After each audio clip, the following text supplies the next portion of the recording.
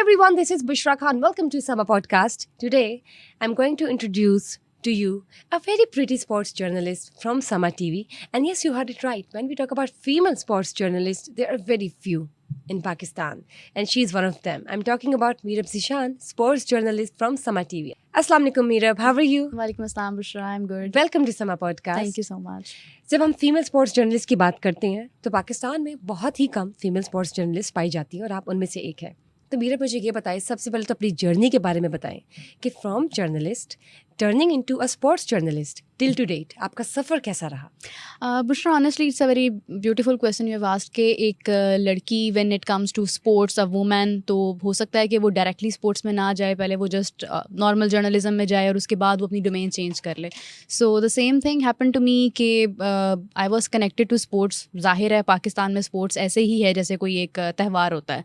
तो as a kid, as a girl, I loved sports. लेकिन ये कि मैंने कभी ये नहीं सोचा था, इवन आफ्टर जॉइनिंग जर्नलिज्म. शौक था क्रिकेट का? था, लेकिन देखती थी मैं मैचेस और हमारे घर पे पूरा माहौल होता था क्रिकेट का, सब बैठते थे देखते. लेकिन मैंने कभी ये नहीं सोचा था, इवन जर्नलिज्म में आने के बावजूद मैंने ये नहीं सोचा था कि मैं कभी स्पोर्ट्स जर्नलिस्ट बन सकती हूँ. बिकॉज आपने भी देखा होगा बुशरा कि लड़कियाँ बहुत कम नजर आती हैं यहाँ पर. वैसे भी ना स्पोर्ट्स की जो फील्ड है वो जरा कहते हैं कि टेक्निकल सी भी है और बहुत बड़ी बात होती है कि एज अ फीमेल आप स्पोर्ट्स की दुनिया में हैं और स्पोर्ट्स में महारत रखती हैं. That's great, very impressive. ये बता, आपकी बचपन में फेवरेट टीम कौन सी थी?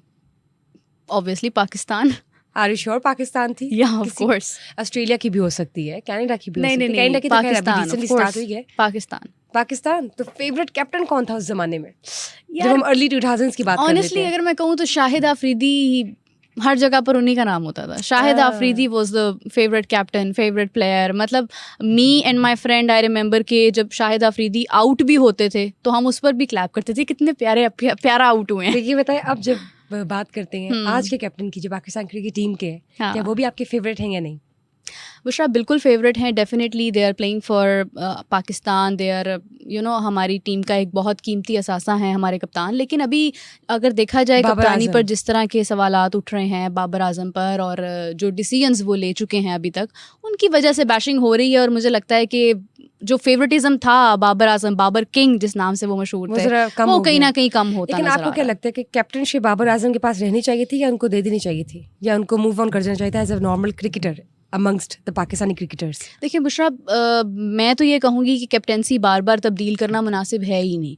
किसी भी चीज़ की अथॉरिटी जब आप किसी को देते हैं तो आपको उससे मुकम्मल अपनी जो एक मुआहिदा होता है उसको मुकम्मल करना चाहिए. परफॉर्मेंस पे असर नहीं पड़ रहा? परफॉर्मेंस का असर पड़ रहा है उन पर. देखें, क्योंकि अगर वो फैसले ठीक नहीं कर रहे हैं एज अ कैप्टन तो फिर डेफिनेटली वो परफॉर्मेंस भी नहीं दे पाएंगे. ठीक है, बाबर आजम में somehow he performed well.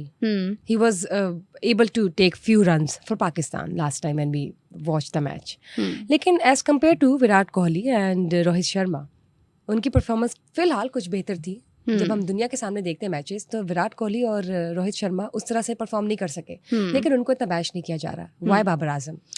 Because Rohit Sharma and Virat Kohli ने अपनी टीम को मैचेस विन करवाए हैं. बाबर आजम ने अभी तक अपनी टीम को कोई बड़े मैचेस विन नहीं करवाए हैं. Rohit Sharma, Virat Kohli are the senior players now. Babar Azam को अभी पूरी टीम को लेकर चलना है, टीम बनानी है. एंड सेकेंडली डेफिनेटली जैसे आप कह रही हैं कि विराट कोहली और रोहित शर्मा पर तो बात नहीं हो रही है, और नहीं हो रही है बिकॉज उनके पीछे प्लेयर्स बैक कर रहे हैं उन्हें. ऋषभ पंत है, सूर्या कुमार यादव है, कुलदीप यादव है. आप देखें कि वो किस तरह से उनके साथ जुड़े हैं. एक से बढ़ के एक प्लेयर है. अगर कोई एक प्लेयर परफॉर्म नहीं कर पाता, दूसरा यहाँ पे वो वीकनेस है, यहाँ पे वो चीज़ नहीं है. Babar Azam as a captain वो टीम बना नहीं रहे हैं. अब आप देखिए रोहित शर्मा ने एज अ कैप्टन जिस तरह से डिसीजन लिया, उन्होंने ऋषभ पंत को उसमें ऐड किया और वो उनका एक अच्छा फैसला था. तो अब वो सोच सकते हैं कि अगर हम कल को रिटायरमेंट देते हैं, हम टीम का हिस्सा नहीं होते हैं, तो हमारे पीछे पूरी टीम है. अब एक हम टीम बना के दे रहे हैं. इंडिया की टीम के स्ट्रक्चर की आपने बात की कि वो किस तरह से सक्सेस हासिल कर, उसका फ्लो ऑफ वर्क क्या है. अब ये बताएं, पाकिस्तान की जो क्रिकेट टीम है उसका इंफ्रास्ट्रक्चर कैसे बेहतर हो सकता है? क्या इंप्रूवमेंट्स आ सकती है? डेवलपमेंट्स क्या हो सकती हैं? डेवलपमेंट्स ये हो सकती हैं कि सबसे पहले जिस तरह से अभी काम हो रहा है डिपार्टमेंटल क्रिकेट पर हो रहा है, बहुत अच्छी बात है, होना चाहिए. डोमेस्टिक से सेंट्रल कॉन्ट्रैक्ट्स की बात हो रही है, बहुत अच्छे फैसले हैं. लेकिन अभी एक फैसला जो मजीद गलत हो रहा है वो ये है कि आप अपने प्रो खिलाड़ियों को, अपने टॉप क्रिकेटर्स को आप फिर स्टेप बैक कर रहे हैं और आप अगेन जंप कर रहे हैं गलत साइड पर। मतलब आप ऐसा किसी नहीं होना भी चाहिए। ऐसा नहीं होना चाहिए। आपको अपने खिलाड़ियों पर इन पर काम करना चाहिए। हमें दूसरा बाबर आजम नहीं मिल सकता इतनी जल्दी, हमें दूसरा शाहीन आफरीदी, इन्हीं हमें को दूसरा polish किया नसीम जाए, शाह नहीं इन्हीं मिल पे सकता। investment की जाए। आपके पास नहीं है, आपको इनको डेवलप करना है। आपको देखना है कि ये प्लेयर्स कहाँ पर गलती कर रहे हैं और क्यों गलती कर रहे हैं। तो फिर मुझे ये बताइए, जब हम इंफ्रास्ट्रक्चर की बात करते हैं, जो क्रिकेटर्स एक्स फॉर्मर क्रिकेटर्स हैं ऑलरेडी, वो इतनी बैशिंग कर रही हैं, तो क्या वजह है? बुशरा टीवी पे बैठ के बहुत से फॉर्मर क्रिकेटर्स उसकी रीजन ये है bashing कि कर रही है उन सबको करंट पाकिस्तानी क्रिकेटर्स की। Why? I have a question on that कि व्हेन दे वर प्लेइंग, तो उस वक्त भी क्रिकेट के हालात कोई बहुत अच्छे तो नहीं थे, तो फिर तब वो क्यों नहीं बात यही मेरा करते सवाल थे? है। जब वो इसका पार्ट होते हैं तब वो कोई भी नहीं बोलता है। जब आप स्क्रीन पर बैठते हैं, आपको पता है, अब आपको दुनिया सुन रही है, हालात खराब है, तो फिर आप चीजें जाहिर करने तो लग आपको जाते नहीं हैं। लगता बीइंग अ स्पोर्ट्स जर्नलिस्ट कि आप जो इतनी बैशिंग कर रहे हैं, हम्म। आप जो कॉन्फ्लिक्ट्स इतने बढ़ा रहे हैं और मुश्किलात की तरफ ज़्यादा निशानदही कर रहे हैं, तो आप अगर उसके रेजोल्यूशन की तरफ चले जाए तो क्या हो जाएगा? मामला आसान नहीं हो जाएंगे? बस उसमें ये भी चीज़ है ना कि हर किसी को ये भी एक होप है कि शायद यहाँ पर हमें मौका मिल जाए, शायद हम यहाँ पर कनेक्ट हो जाएं, हम यहाँ पर मैं एक्चुअली आई विल सी कि जब कोई इन्हीं में से अगर कोई अभी पीसीबी के साथ जुड़ जाता है, देन आई विल सी कि कोई बोलता है या नहीं बोलता। अच्छा, बिकॉज फिर सब खामोश रहते हैं, फिर तो कोई पीसीबी भी के नहीं साथ जुड़ बोलता। जाने की आपने बात की, यही से मैं बात करती हूँ उस मीम की जो हाल ही में अभी वायरल हुई है, जिसमें गद्दाफी स्टेडियम का एक हिस्सा दिखाया गया है बैकग्राउंड में और फ्रंट पे खड़े हुए जी मोहसिन नकवी साहब। तो ये ज़रा आप बताएं कि क्या ये मुनासिब था? और ये जो मीम वायरल हुई है उस वक्त जब पाकिस्तान की क्रिकेट टीम के हालात नाजुक है। नहीं, वो एक्चुअली उसको रिलेट कर दिया गया पाकिस्तान टीम के साथ, क्योंकि अभी चैंपियंस ट्रॉफी है और इंफ्रास्ट्रक्चर को बेहतर करने की पूरी कोशिश की जा रही है। मोहसिन नकवी साहब उस पर काम कर रहे हैं, लेकिन वो एक तरह से उस चीज़ को फॉर अ फन फैक्टर ले लिया गया कि पाकिस्तान टीम की भी हालत इसी तरह से है, यानी खस्ता हाल में है। तो बस अब डेफिनेटली जहाँ आपने टीम का सुना, मैंने सुना, मोहसिन नकवी साहब ने भी सुना होगा, और वो कोशिशें कर रहे हैं, जारी हैं कि पाकिस्तान टीम को किस तरह से बेहतर किया जा आप सकता कुछ है। एडवाइस करेंगे कि मोहसिन नकवी साहब को क्या डेवलपमेंट्स लेकर आनी चाहिए? मैं ये समझती PCB हूँ, के infrastructure ऑनेस्टली में। स्पीकिंग, मोहसिन नकवी साहब को समझाने वाले बहुत लोग हैं, बहुत लोग हैं। 9 लोगों की सिलेक्शन कमेटी थी, जिसमें से 2 डेटा एनालिस्ट भी थे, उसके बावजूद फैसले ठीक नहीं हुए हैं। अब जिस तरह से सिलेक्शन कमेटी के ऊपर वो काम कर रहे हैं, तो मैं ये समझती हूँ कि खिलाड़ियों को रिप्लेस करने की बजाय, खिलाड़ियों को रेस्ट करवाने की बजाय, ए कैटेगरी से बी कैटेगरी में शामिल करने की बजाय बेहतर है कि आप सिलेक्शन कमेटी पर काम करें, आप अपने बोर्ड पर काम करें, अच्छा। जिन्होंने फैसले लेने हैं, आप उनको देखें कि उनमें कौन बेहतर है। मतलब वहाब रियाज को दोबारा से आपने सारी रिस्पॉन्सिबिलिटीज दे दी हैं। If you trust him then fine. अगर उसके बावजूद टीम आपकी कुछ नहीं करती है, तो फिर क्या फायदा आपके डिसीजन? मुझे ये बताएं, आपको क्या लगता है कि क्रिकेटर्स अच्छा खेल लेते हैं या मॉडलिंग अच्छी कर लेते हैं? देखिए, कमाल तो बहुत करते हैं वो, अपनी कमर्शियल्स में हमें कमाल करते हुए नजर आते हैं। आपको नहीं लगता जितना कमाल उन्होंने मॉडलिंग करके दिखाया है, जरा क्रिकेट के मैदान में भी दिखा देते? अब वहाँ पर चीज़ें मुख्तलिफ है ना। वहाँ पर तो आपको फेस करना है, बुमराह को फेस करना है, हार्दिक पांड्या को फेस करना है, पैट कमिंस को फेस करना है, नहीं, फेस केन विलियमसन के सामने आपने आना है। वो आखिर इंसान ही है, वो भी मेरे ख्याल से लेकिन वो उनकी काबिलियत, उनकी स्ट्रेंथ, उनके लिए हुए डिसीजंस बहुत ज़्यादा स्ट्रॉन्ग है पाकिस्तान टीम के लिए। देखिए, आप कमर्शियल्स के अंदर आप शॉट्स लगा रहे हैं, वो अच्छी बात है, लेकिन मैदान के अंदर जब आप खेल रहे हैं, जैसे अभी आपने शुरू में मुझसे बात की कि for a female sports journalist कितना डिफिकल्ट है। अंडर प्रेशर हो जाते हैं, सेंस ऑफ इनसिक्योरिटी प्रिवेल कर जाती है, या क्या इश्यूज क्या हो सकते हैं? या एड्स याद आ जाते हैं उन्हें कमाल वाले? क्या नहीं, अगर एड्स याद आ जाते हो तो मेरे ख्याल से परफॉर्मेंस बेहतर हो जाए। एड्स नहीं, उस वक्त सिर्फ प्रेशर होता है कि हमने अब करना क्या है। अब पूरी दुनिया से क्रिकेटर्स आते हैं, खाली प्रेशर पाकिस्तान क्रिकेट टीम पे क्यों होता है? क्योंकि पाकिस्तान क्रिकेट टीम को के पास वेरिएशंस नहीं है शॉट्स की। पाकिस्तान क्रिकेट टीम ने अपनी क्रिकेट को ग्रूम नहीं किया है, प्रैक्टिसेस नहीं की हैं। अगर हम देखें दूसरे प्लेयर्स को, तो उनके पास डिफरेंट चीज़ें हैं। यूएसए से हार गया, यूएसए से हार गया, और आप देखें यूएसए वेस्ट इंडीज से किस तरह से हारा है। तो नहीं, हम तो डिफरेंस नजर आता है की बात करेंगे। हाँ, लेकिन डिफरेंस नजर आता है। किससे नहीं हारता वो अलग बात है, लेकिन आप ये देखें कि यूएसए को भी हरा गया पाकिस्तान। वो the team was playing for the very first time, and we believe कि वो जो सेट ऑफ टीम बनाई गई थी, they were not really up to the mark and being professionals. नहीं, they are professionals, but we still think कि may be उन्हें वो कॉन्फिडेंस नहीं है, वो प्रेशर नहीं है। यूएसए के मैच में तो खैर आप कह सकते हैं कि उन्होंने यूएसए टीम को इजी बहुत लिया था। आप being a sports journalist, a female sports journalist, मुझे ये बताएं कि स्पोर्ट्स की दुनिया में क्या चैलेंजेस फेस करने पड़ते हैं एक औरत को?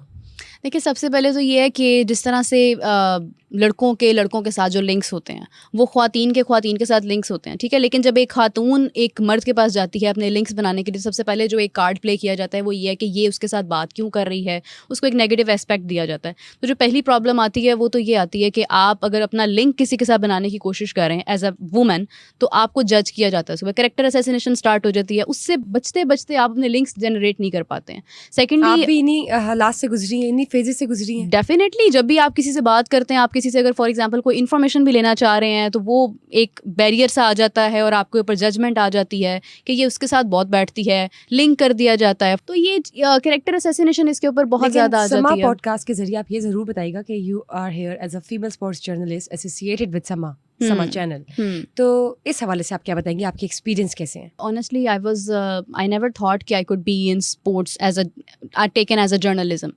लेकिन ये कि thanks to Sama, they allowed me, उन्होंने मुझे कहा कि आपको स्पोर्ट्स का कुछ पता है। मैंने कहा हाँ जी पता तो है। उन्होंने कहा बस ठीक है, आप इसको कैरी करो, आगे लेकर चलो इसको, बिकॉज हमारे पास खातून, हम देखें ख्वातीन बहुत कम है स्पोर्ट्स में। तो उन्होंने मुझे मौका दिया, मैंने इस मौके को अवेल किया, मैं आगे बढ़ती रही। फिर मुझे जब सपोर्ट की ज़रूरत थी मुझे सपोर्ट किया गया। इदारे की बहुत बड़ी सपोर्ट होती है आपके साथ, आप कभी भी आगे नहीं बढ़ सकते अगर इदारा आपको सपोर्ट ना करता हो। अदरवाइज़ आप देखें अगर ऐसे ही होता तो फिर तो बहुत सारी यूट्यूबर्स भी अभी बैठी होती। लेकिन जो एंकर्स होती हैं, जो किसी इदारे से एसोसिएट होती हैं, उनके पीछे एक सपोर्ट होती है। आप अपनी सो इस I am sports journalist thankful की- टू समा के they allowed me and they, मतलब उन्होंने मुझे मौका दिया कि मैं यहाँ पर आई, मैंने स्पोर्ट्स को देखा।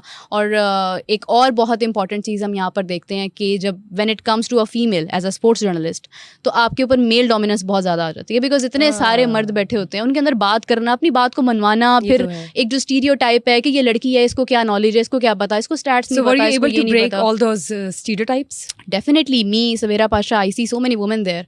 तो पाकिस्तान में ख्वातीन कम है, लेकिन आई थिंक कि ख्वातीन ज़्यादा अच्छा कर सकती हैं इसको, बिकॉज उनके पास एक टेक्निकली चीज़ों को ज़्यादा बेहतर समझती हैं, अपना टाइम ज़्यादा इन्वेस्ट कर सकती हैं, रिसर्च ज़्यादा बेहतर कर सकती हैं, डिलीवर ज़्यादा बेहतर कर सकती हैं।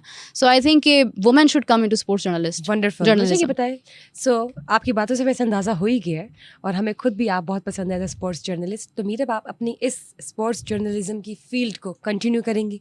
डेफिनेटली I'll कंटिन्यू दैट, क्योंकि बहुत इंटरेस्टिंग है, बहुत अच्छी है, और आपको बहुत सारी जर्नी आपकी बहुत बेहतरीन हो जाती है, आपको बड़े एक्सपीरियंसेस अच्छे मिलते हैं। और before we wrap up the session which is going very interesting, but yes, world cup से चले पाकिस्तान बाहर निकल आया, लेकिन ऑब्वियसली पाकिस्तान क्रिकेट टीम का एक नाम है और पाकिस्तान क्रिकेट टीम बहुत मेहनत करती है and we just wish best of luck to them for their future endeavours. तो आप उन्हें क्या एडवाइस करेंगे? देखिए, मैं ये एडवाइस करूँगी कि जो डिसीजंस लिए जा रहे हैं, जिस तरह से हमारे प्लेयर्स को ए कैटेगरी से बी कैटेगरीज़ के अंदर भेजा जा रहा है, आप अपने टॉप प्लेयर्स के साथ आप जिस तरह का एक खिलवाड़ कर रहे हैं, वो नहीं होना चाहिए। बिकॉज हमारे पास दूसरा बाबर आजम या दूसरा शाहीन या दूसरा नसीम शाह अभी नहीं है। वो डेवलप होते हैं, खिलाड़ियों को डेवलप किया जाता है, बनाया जाता है। तो जो फौरी फैसले हो रहे हैं वो नहीं होने चाहिए। फैसले होने चाहिए सिलेक्शन कमेटी के अंदर, बोर्ड के अंदर, वहाँ पर होने चाहिए। वहाँ पर देखना चाहिए कि कहाँ पर गलती आ रही है। गलतियों को सुधारना इज़ द सोल्यूशन, गलतियों पर दूसरी गलती करना, I don't think so it's the right option. Thank you, Meerab, for being part of Summer Podcast. Thank you guys very for much. watching us today. Stay tuned for another Summer Podcast exclusive session. Till then, bye bye.